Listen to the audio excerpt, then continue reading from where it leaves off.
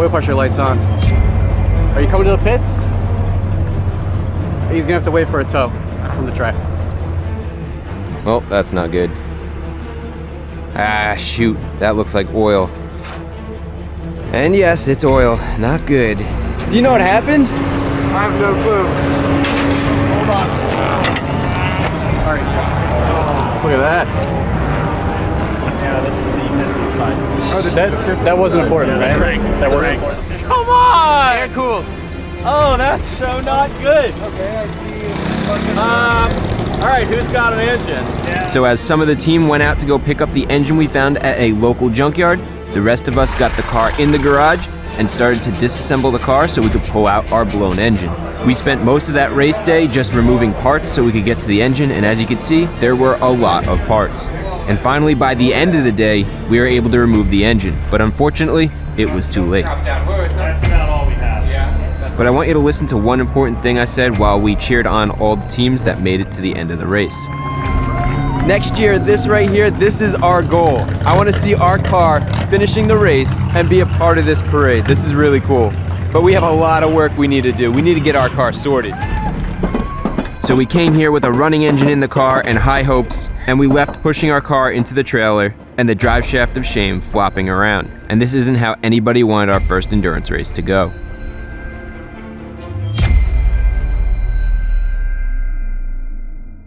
Hey guys, ChrisFix here, and today we are making our big comeback. We are back at New Jersey Motorsports Park for the 24 Hours of Lemons endurance race, and this year we are prepared to finish this race. But before we get on the racetrack, I want to bring some good luck to the team. Alright team, so last year, as we know, we had some pretty bad luck with our engine, blowing the engine at like 15 laps in and then not having enough time to swap out to a new one. So I wanted to bring some good luck to the team, so I got this. This is the rod from our number 2 piston, and it goes to the guy who was unlucky enough to be driving it when it sent it to the moon, so he gets to wear it. So hopefully this year we do much better. Let's try to get at least, what do you think, like 200 laps? More than 15 laps this year, and we'll go with that. Let's try to finish. Our big goal is to go to the finish line and finish and do that parade lap. So there we go. Hopefully this brings us a little good luck. So with the car ready to go, before we could race, we needed to pass tech inspection. And you can see we have an actual theme this year for the Soapy Wooder Racers. Now last year we passed tech inspection no problem at all. So again, this year we should pass no problem, and we made the car even safer. Tech Inspector Dale went over the car thoroughly and couldn't find any problems, so our car passed, and we are now allowed to go on the track and race. Next up, something we've all been dreading, the infamous BS inspection, where Inspector Eric makes sure everyone has a $500 car, and if not, he'll add penalty laps to even the playing field so every team has a chance at winning this race. So this is the motor you bought last year during This is the junkyard motor that we got last year after we blew up. So the common failure points we tried to like make a little more reliable. Seems like a reasonable set of progress to take. Well, it's good to see you back. Good to see you as well. The car looks nice, Yeah. which is weird, but you know, it's not just silver, which is good. So let me see your tech sheet. You guys passed tech? Yes, sir. It's good. So being a BMW, you're going to stay in Class A, which is the fast class. But, you know, you haven't changed anything significant, so I'm going to put you in Sweet. and you're all set. Thank you very much. All right, so with a safe car and no penalty laps, this year is going to be a little bit different because not only are we racing against 136 other teams, but we're also racing against 2 teams that you might know of. First, we have Team BisforBuild in their 2004 Mercedes CLK 320. And next, we have Team Rich Rebuilds and their 1993 Volkswagen Jetta. All right, and then finally, the Soapy Wooder Racers. My team, my friends, and we're gonna kick some butt today. All right, and the last thing left before the race could start is the driver's meeting, where they go over all the rules for the race. And to start the meeting, Lemons always has a charity with a great cause. And this time, it's Alex's Lemonade Stand, which raises money for research, treatment, and cures for childhood cancer. If we can hit $5,000 raised this weekend, we will hit $100,000 that we raised just from women's races. So anyway, thank you again for coming out to support us, and let's hope we hit that number to hit $100,000, and it'll be all thanks to you guys for being so generous. Thanks again. And when I heard they were this close to reaching their $100,000 goal, I couldn't help it. I had to do something. Just wanted to say Soapy Wooder Racers and ChrisFix will do the $5,000, so we guarantee we hit that $100,000 right now.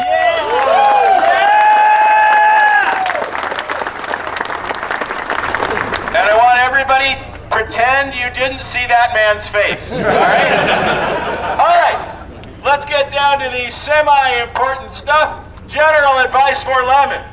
Now for the remainder of the drivers' meeting, we're told about all the different rules, how to get on and off the track, what the different flags mean, the speed limit in the pits, stuff like that. Is you are here to be friendly and cooperative and love thy neighbor. You are not here to work out 30 years of daddy issues by T-boning and elbowing and trying to step on a guy's head to show how awesome you are. Right? Right! Okay, go to your cars, suit up, get ready to race. Work! All right, now with the drivers' meeting over, we have about 30 minutes until race time. The team decided I should race first, so I'm suited up and I'll get us started. And this is really cool because even though we're all amateurs, none of us have ever raced door to door before except for the 15 laps last year, which doesn't really count. We have a legit race team. Everyone has their own jobs to make sure that we could function, from getting the driver strapped in safely to connecting the cool suit and the communication radio and everything in between. We good? Tire suppression's good? Good? Well, here it goes. You're all good to go. Good to go. Go to work, buddy. Thank you. All right, heading on track. Here we go.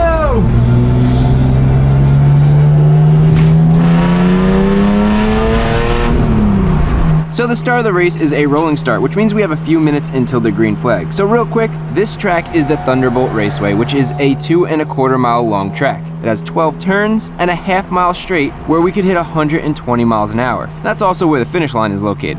And speaking of the finish line, right now we're passing the last turn getting onto the straight, and the green flag drops on BisforBuild, who's 3 cars in front of me. So it's time to chase him down. At the end of the straight is a tight right turn where we'll definitely be testing the brakes, and then there's a short straight and another right, and you can see BisforBuild right up there. If you can't tell, I'm very, very competitive. Those guys are good friends of mine, but today we're taking no prisoners. And remember, this is my first time really racing the car. The tires aren't warmed up yet, so I'm being cautious, but BisforBuild is in my sights and I just can't help it.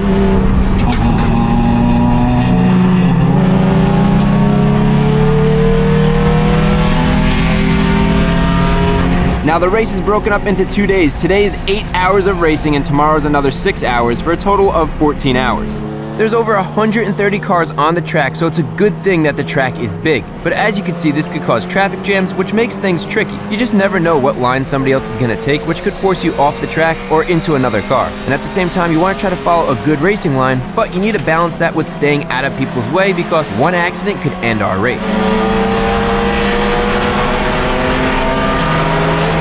So everything was going amazing. I was passing people left and right, putting down great lap times, but just 5 laps in, we had our first major problem. I'm flying down the straight at 110 miles an hour, passing a couple cars, and then this happened. And what you just witnessed was my gas pedal coming off. So I thought quickly and used my left foot to hold the pedal in place, that way I could nurse the car back into the pits. The problem was the pedal was stuck behind the brake, so if I pressed the brake, the car could accelerate. Now it got so bad that I almost shut the car off, but that means we would have to wait for a tow, and that would put us way behind BisforBuild. So I kicked that gas pedal from under the brake, and I got it off to the side so I could limp the car the rest of the way around the track and make it into the pits. At the pits, my team was anxiously waiting to try to fix this as fast as possible. That way I could get back on the track. So I was driving like this, because the gas pedal fell off. This. So I was like that, and then braking, and then that. And instead of getting out of the car, which would waste time, Garrett dove right in, and I gave him as much room as I could. And what happened was the plastic clip that the gas pedal locks into on the floor broke. So to fix it, we used everybody's favorite track day tool, zip ties. Good. Check it with your foot. Like smack it. It's good now. And with that, the gas pedal was repaired. Will zip ties hold? We'll find out, but it's done. So although unplanned, that pit stop took 6 minutes, which was about 3 laps, so not bad. We fixed the problem quickly, and I was able to get back on track and make up for that lost time.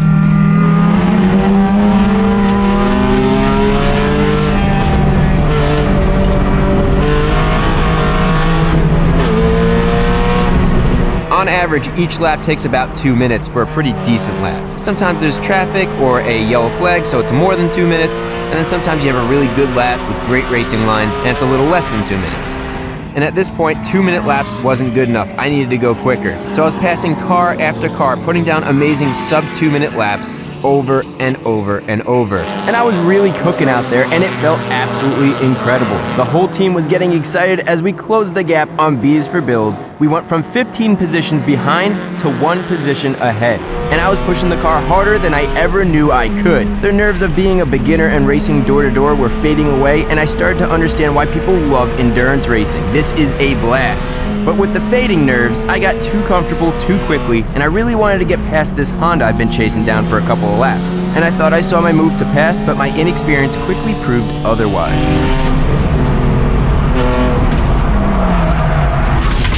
I had too much speed, and since I didn't want to cut the guy off, I kept on the power, and I had a horrible race line, so I slid off the track. And unfortunately, when all 4 tires go off the track, you need to come in for a penalty. So I headed back to the penalty area in the pits, and I've never done this, so we're about to find out together what actually happens. So, what'd you do? Now, when I got in for the penalty, I explained what happened, and I was told to drive more carefully, more defensively, that way I don't drive off the track again. And since this was the team's first penalty of the race, it was more of a warning. Don't suck. Yeah, we're Suck less. Suck less. Perfect. Sounds like he said drive more aggressively. He's my friend.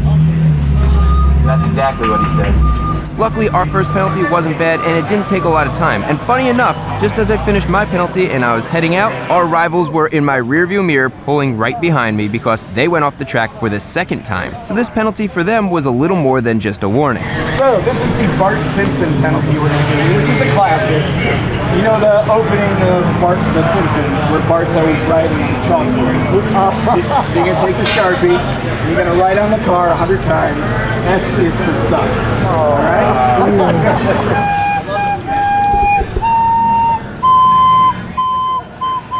So as their team rushed to write out 100 S's for sucks, at this point we're behind in the standings, and this was my chance to pull ahead. So I went all out, pushing the car to the limit, but being smart where I pass people. And after about an hour, I was killing it. I was having a blast, but I wanted to get my friends some seat time. Hey, so it's been about an hour and I want you guys to get some seat time too, so let's switch out drivers. I'll do another lap so you guys can get ready. And I have to be honest, after an hour I was exhausted. I never thought race car drivers were real athletes, but boy was I wrong. Just in this $500 BMW, the G-forces from the turns and the hard braking over and over was exhausting. Even just 110% focus you need at all times was mentally taxing. So now I had a new respect for race car drivers. So now with me out of the car, it's Garrett's turn to race. But before Garrett got in, we did a quick under-hood inspection just to check everything out, and we noticed a problem with the car, so we all got to work to fix it as quickly as possible. I'll show you guys in a second, but the power steering pulley was rubbing up against the coolant expansion tank, and if we didn't address this, we could lose all our coolant on the track, and if we didn't notice, we could destroy the engine. So Garrett was under the car zip tying the radiator and expansion tank right up against the front core support, so hopefully it won't rub. So you can see our fix for the race. Zip ties pulling the expansion tank away from the engine. You can see how close the tank is to the pulley, and we're thinking on high-speed turns, the car might flex or maybe the engine moves just enough so that the pulley hits the expansion tank. So I'm glad we caught this before the expansion tank broke, and we could have easily overheated the engine, ending our race. So with Garrett all suited up and strapped into the car, he was off, and unfortunately, this pit stop took us over 20 minutes, which put us way behind in the standings. We still have a running and driving car, but BisforBuild was putting down lap after lap, and now they're 10 laps ahead of us, so Garrett has a lot of catching up to do. And catching up he did.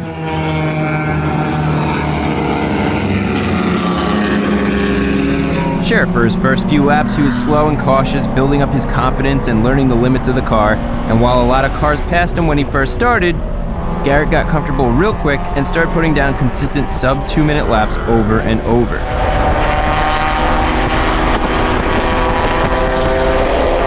Just watch his focus as he passes these cars at 120 miles an hour like it's nothing.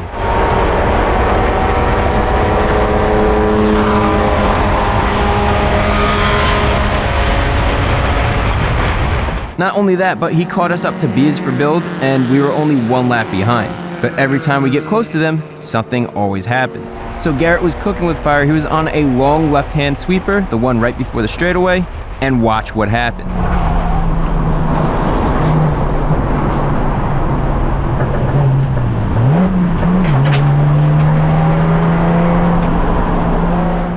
The engine just cut out on the last turn, guys. Pit the car if you can. Exit the track before the straight. Copy, I just made it. I'm coming in now. Awesome. Head to the fuel pump. Aaron thinks it might be a fueling problem, and we'll meet you over there and check it out. Copy that. Heading over. So Garrett got to the fuel pump, and in New Jersey, you can't pump your own gas even at the track, so we had to wait for the gas attendant to do it for us. So just under half the tank, if you're heavy in the turns, you're gonna cut. Right turn, right? I thought I broke it, yes. And I didn't know this was a BMW thing, but the reason for this is because the fuel tank is split into 2 parts since the drive shaft runs under the tank. And the fuel pump is only on one side of the tank with a slower transfer pump on the other, so for the rest of the race, when the fuel level reaches half a tank, we need to come in and fill up, which is gonna hurt us time-wise. Now, after we filled up, Garrett got back out on the track and finished up his hour of driving. He was looking good out there, hanging with some of the faster cars, which was helping him pick the right lines and teaching him good strategies of getting around traffic. After about an hour, Garrett's time was up. He got out of the car, and this is where the whole team needs work. Our driver changes are clumsy and slow. On average, our driver change takes 10 to 15 minutes. For this driver's change, we check the coolant reservoir. It seems like the zip ties are working to keep the reservoir off the pulley. And we also check the lug nuts to make sure they're still torqued to spec. That way we don't lose a wheel on the track. Okay, so now it's Ari's turn, and at this point, we're still behind BisforBuild by 5 laps, and we're in 83rd place overall, so hopefully Ari can make up some time. Thank you, sir. And just like everybody else, this is Ari's first time out here wheel-to-wheel racing, and his first time on this track, and to add to this challenge, it started raining. And this is actually a good thing for our heavy all-wheel drive car. Now we had the advantage on the slick track. Most of the other cars out here are either front-wheel drive or rear-wheel drive, so they can't take turns as fast without losing grip. And while everybody's lap times were overall slower in the rain, we used the all-wheel drive to our advantage, and Ari got us from 83rd place to 74th place. After his half a tank was up, Ari came to the fuel pump and we filled her up. We did a driver change, so Ari got out, and now it's Aaron's turn. Good luck out there. Remember, we're here to race for 2 days. Just wanted to give Aaron a friendly reminder because I know he's able to push this Beamer the hardest out of all of us. This will be the true test of whether the car can last. And this was Aaron's first time in the car since Piston 2 decided to make our engine air-cooled. So it's definitely nerve-wracking, but it's time for some redemption. And Aaron was ripping our Lemon's car around the track harder than she's ever been driven before. We're only a couple laps behind BisforBuild, and with Aaron behind the wheel, they are in trouble. Speaking of trouble, if you're wondering where Team Rich Rebuilds has been, well, it's been a rough first race day for them. They've been struggling with fueling problems and fuel leaks, which has been keeping them off the track. Hopefully they could get it all sorted, and we'll see them out here today. And with Aaron blasting away on the track, he was pushing the car very hard to catch BisforBuild, because if he passes him, we'll have the lead, so this is our chance. I'm not sure who was driving, but they spotted us in the rearview mirror, and they aren't gonna let us pass without a fight.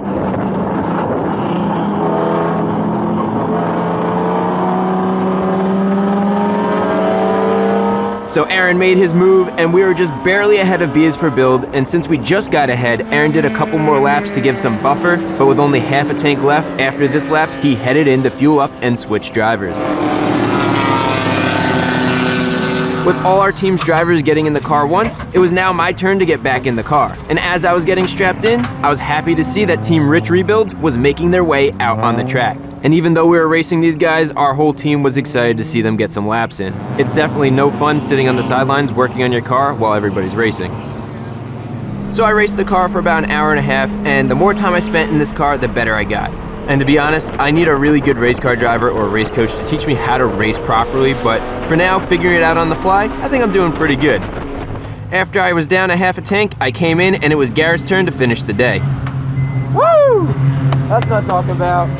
As Garrett got strapped in, we noticed the tires were in rough shape. We have a new set of tires for tomorrow, but he was gonna have to make these last for our final hour on the track today. Good to go.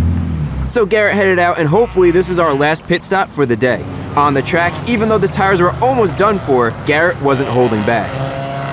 He was putting down some great times, and not only that, the car was doing awesome. But unfortunately, the same couldn't be said about some of the other cars that we're racing against. Endurance racing takes its toll, and even though it's a long 14-hour race, you're still pushing the car hard every lap, and for many cars, that's just too much. I'm just glad we aren't the ones being towed in this year. Now, because of the time we spent fixing the car and testing it and fixing and testing this past year, our car was running great. And then finally, after 8 hours on the track, we finished the first day of our endurance race. It was awesome to actually have a running and driving car, and we did a total of 187 laps, and that put us in 52nd place out of 136. Way better than the 15 laps last year. BisforBuild did awesome as well. They are 10 laps behind us in 68th place with 174 laps. And even Rich Rebuilds was able to get on the track today, which was awesome to see. So day one is complete and our team morale is higher than ever. I couldn't be more proud of our team and how far we've come, and our lemon is hanging in there. Tomorrow we'll see if we can finish up the last 6 hours of racing and get to the finish line. So it's our final day racing and Ari's gonna start the race for the team. We've got some new tires on, we inspected the car, and it's ready to go. Just one last thing to do. Fire suppression's going hot, okay? And now we're ready to race. So this is it, 6 more hours of racing left. Yesterday was great, but now we're all a lot more comfortable in the car, so today's gonna be even better. Have fun out there and be safe, dude. We have 6 hours until the checkered flag, so let's kick some butt. Can we stay ahead of our YouTube rivals? And more importantly, can we make it to the checkered flag and finish the race? We're about to find out. And as Ari comes around the bend with a pack of cars, the green flag drops and we are off. Green flag, green flag, green flag. It is race time. Go get him, Ari.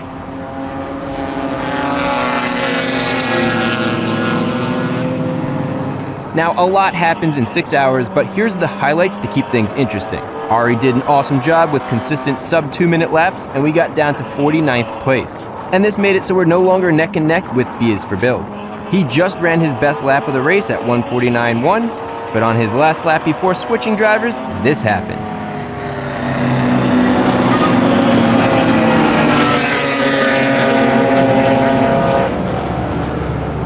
I have no clue where that cone came from, but in a split second at 115 miles an hour, that took out our under tray and our fog light. Hopefully we didn't damage the coolant lines or anything like that under the car. Luckily, Ari was able to bring the car into the pits, and we had to do a driver's change anyway, so this was perfect timing, but the excitement of the race distracted us, and we got hit with an inexcusable penalty. Unfortunately, with the adrenaline going, Ari accidentally went too fast in the paddocks. The speed limit's 10 miles an hour, but we went 32 miles an hour, so we got pulled into the penalty box. Jay gave us a stern warning not to speed, and we 110% agree, and we want everybody to be safe, so it wasn't gonna happen again. So we took our penalty, which took about 20 minutes, and it was time to switch out drivers anyway, so now it's Aaron's time to drive. While Aaron was getting strapped in, the team inspected for damage from hitting that cone, and there was no visible damage besides the missing under tray, so we were good to go. Now, out of all of us, Aaron is the most comfortable in a BMW because he drifts them.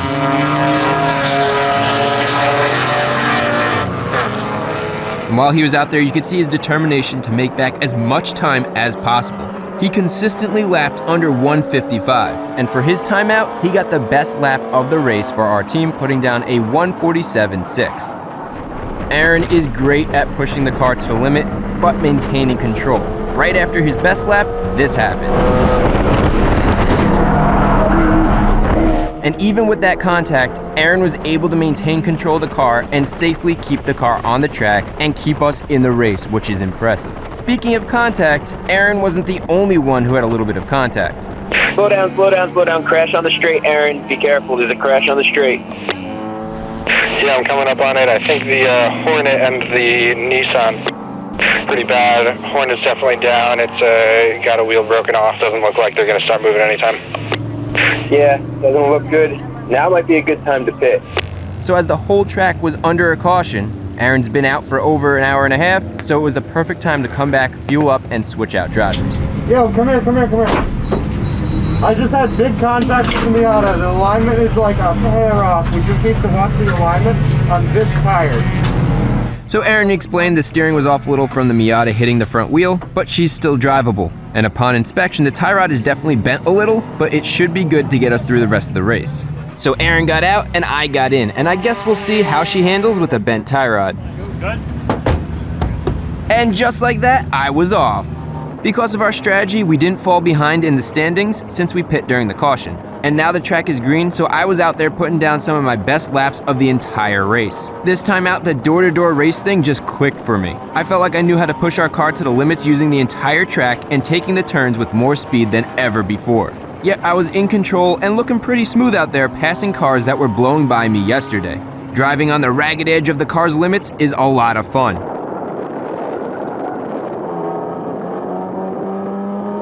Then after unknowingly putting down my best lap time of the race, a 1:48.1, Garrett jumped on the radio and he let me know.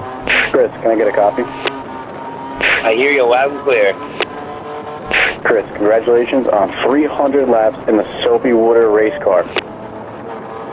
Yeah, that's what I'm talking about. 300 successful laps and a personal best of 1 minute, 48.103 seconds. Keep on the course and let us know when you use fuel. We're standing by. I can't even begin to explain to you guys how amazing it felt at this moment. This is the feeling that gets you addicted to endurance racing. Last race we did 15 laps. We struggled the entire race to swap a junkyard engine in. It was torture. Today we just finished putting down 300 laps, and we're actually a competitive race team. So after driving an hour and a half, we only had an hour and a half left in the race, and it's now Garrett's turn to go out and finish up the race. Just like everybody else on the team, Garrett was putting down his best laps, running sub 155 laps over and over and over, and getting his best lap time of 1:47.9. At this point, I could safely say we're all just clicking with our Lemons BMW. But with everybody doing so well, and with us pushing the car harder than ever before, there was only 30 minutes left until the checkered flag and disaster struck, right at the end of the straight.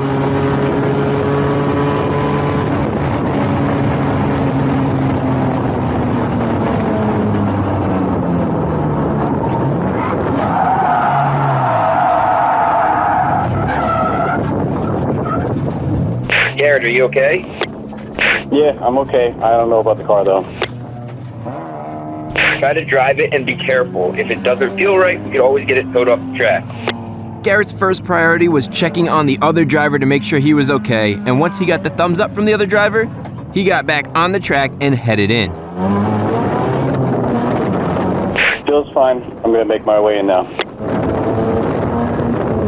Well, as long as you're okay. I don't care about the car. I just want to make sure you're good, and then you can just come in and we can check it out. And as Garrett heads in, here's a replay from another angle. I'm curious to what you guys think. I feel like Garrett passed the Miata on the straight with plenty of room, and then he followed the expected race line. There's a lot of space between the two cars. But if you guys could let me know in the comments, I'm just trying to see if there's anything we did wrong so that we could avoid this next time.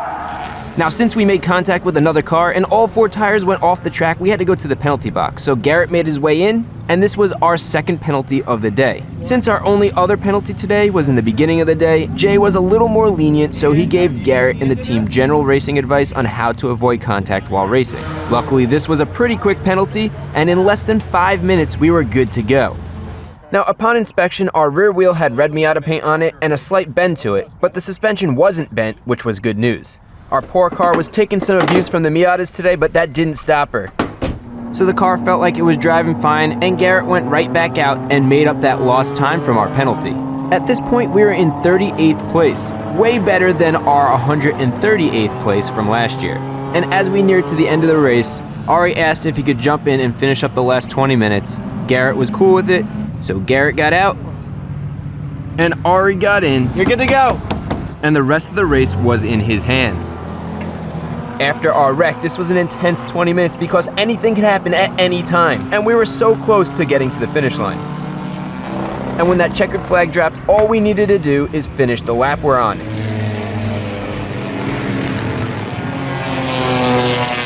And just like that, our car crossed the finish line and we completed our first 14-hour endurance race. I can't put into words how amazing this felt. All the hard work that we put into this car paid off, and we made our comeback. So we made our way over to the track exit and we cheered on all the teams that finished the race. And I gotta say, Team BisforBuild did an amazing job for their first ever race. They were ahead of us for a lot of the first day, and they finished in 52nd place with a total of 321 laps, which is very impressive, so nice work, guys. And finally, what we've all been working so hard for. Not only did we finish the race this year, but we came in 42nd place with a total of 346 laps. And that's just under 800 race miles. That's insane. What a race. And unfortunately, Team Rich Rebuilds had a similar Lemons experience to our first race, completing only 16 laps, but I can't wait to see their comeback next year. After the parade, Ari headed back to the garage spot, and we met him there to do one more important thing since the engine was still hot. Now, real quick, before the award ceremony, I want to get an oil sample while the oil is still hot so we could check the condition of the engine and oil after 14 hours of abuse. So let's get the hose and the bottle to collect the sample, then we can remove the oil dipstick and check it out. We didn't burn any oil this entire race, so we have a pretty good junkyard engine in here. Next, we want to push our hose all the way into the oil pan so it reaches the oil. And the best part, all you have to do is turn this nozzle, and since the bottle has a vacuum in it, all the air is removed. That vacuum sucks the oil into the bottle. And this is great because you don't have to drain all the oil to get a sample. All right, so with the bottle pretty much filled, our sample is done. I'll pack this up and get it in the mail so it could be analyzed. But don't worry, with the magic of editing, I'll show you guys the results in a second. All right, and like I said, I didn't want you guys to wait on this, so here are the results. You can see right off the bat, we have a 9.4 out of 10, which means we're in good shape. We only had one problem. I'll explain that in a second. So there's 3 different categories that we're gonna cover real quick. First, we have our contamination category, which is where we'd have any dirt in the oil, signified by silicon, or maybe any coolant or water from like a head gasket leak, or even fuel dilution from running too rich. But overall, we are good to go here. We are in the green. None of these numbers are high. So next we have our wear metals. Now, wear metals like copper, lead, and tin could mean that our bearings are starting to fail, just like we had last year. But in this case, these numbers look great. So we are good to go here. Everything looks awesome. We're in the green. And then finally, we have our last category. This tells us the health of the oil. And after 14 hours of racing, unfortunately, the oil viscosity is low, and that's not good. So if we take a look at the summary from their analysis, you can see they tell us the viscosity is lower than acceptable for our 10W60 oil.